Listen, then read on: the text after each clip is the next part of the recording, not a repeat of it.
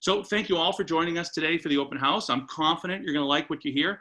And now, if I followed my agenda properly, it is my pleasure to turn the mic over to Professor Christy Lopez. Christy. Thank you so much, Jonathan, for that great outline of Abel. I want to talk a little bit about the experiences that I've had that I think are relevant to all of you listening today that will help you understand why Abel might help your agency or your community. As I mentioned at the beginning, I co-direct a program called the Innovative Policing Program here at Georgetown Law School. Now, everybody these days seems to have an innovation lab or a policing project. So what is this one about? Well, here at Georgetown Law, we believe that transforming the police is absolutely necessary. I really like the way Chief Outlaw put it, that there are some archaic and outdated practices and really an entire culture that needs to shift dramatically. We believe that's not only necessary, but is also in everyone's interest. But we also believe that not only are policing insights critically important to this transformation, but the insights of line level officers are as important as anyone else's, and they're too often overlooked. And that's why we started the Police for Tomorrow program as part of the Innovative Policing Project. The Police for Tomorrow program is an 18-month program for brand new officers and employees at the Metropolitan Police Department here at Washington, D.C.'s Police Department. We take them right when they're coming out of the academy. Sometimes they're still in the academy when they begin the program.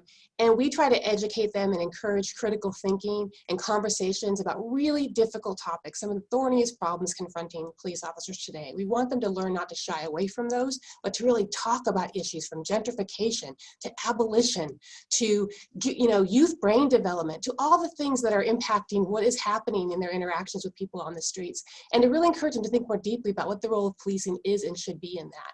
And one of the topics we've discussed with both of the first two cohorts we've had is active bystandership. We've had a workshop on active bystandership for each cohort, and it has been a favorite of each cohort, if not the favorite. And that was really telling to me.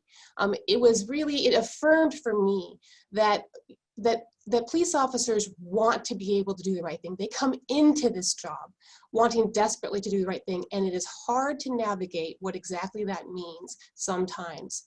So I had seen the importance and the impact of active bystandership in New Orleans, and I've been doing police reform work for over 20 years, and it has been very clear to me for that entire time that we've always needed a program like this. One that not only teaches officers how to be active bystanders, but that also creates the culture that supports them when they actually intervene.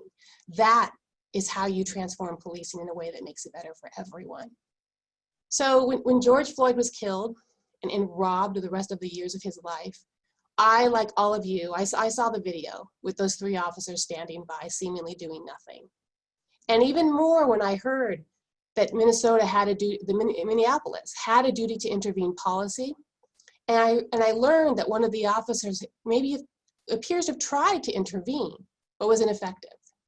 I knew that now was the time to try to help police agencies across the country adopt active bystandership, to teach officers to intervene and to support them when they do.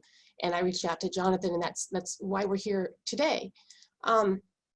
We just want to give people something tangible and real and meaningful and potentially transformative to do in their agencies. So how are we going to do that? I'm posting in the chat right now a link to the mission for Abel. It is right on our website. It gives you a lot of information about the program. But the mission of Abel is to, number one, ensure that every police officer in the United States has the opportunity to receive meaningful, effective, active bystandership training. We also want to serve as a clearinghouse for research, thoughtful and sound training materials, and model policies that agencies and communities can use to advocate for these sorts of practices and cultures.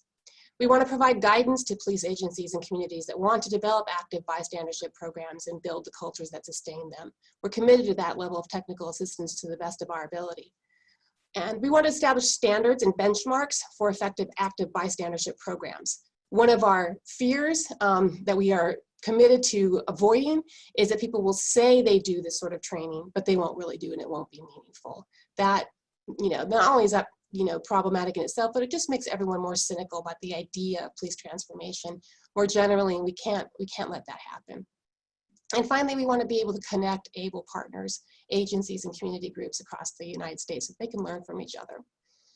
So to help us achieve this mission, we've established a really fantastic board of advisors. And I'm going to put that link right now in the chat as well that you can access as well.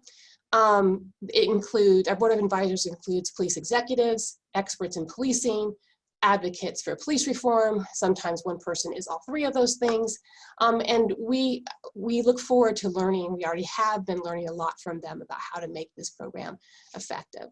With the help of our board of advisors and consistent with our mission, we plan to create the very best materials for teaching active bystandership and to create a culture conducive to active bystandership. We want to provide a library of online resources that is comprehensive and provides gold standard model policies and research. And coming up very soon, you'll hear about this a little later, we want to offer the first of its kind Train the Trainer program, teaching people how to train officers in their own departments to be active bystanders.